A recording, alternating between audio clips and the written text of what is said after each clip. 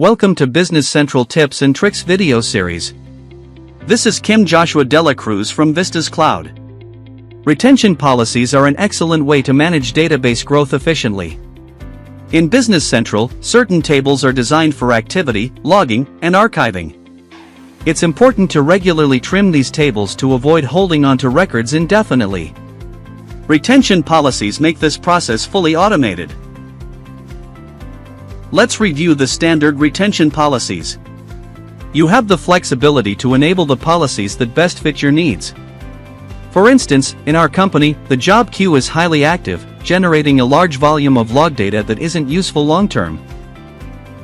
We can create a retention policy to manage this table more effectively.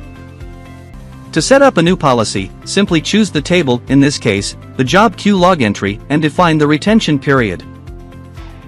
Initially, I considered a 1-month retention period, but on reflection, it makes more sense to adjust based on whether the job queue was successful or failed.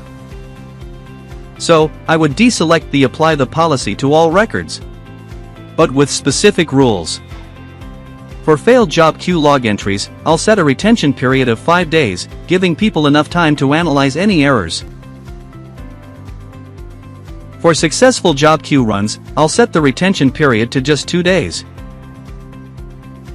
Once the retention policy is enabled, the system will automatically manage data deletion after 2 and 5 days for successful and failed jobs, respectively.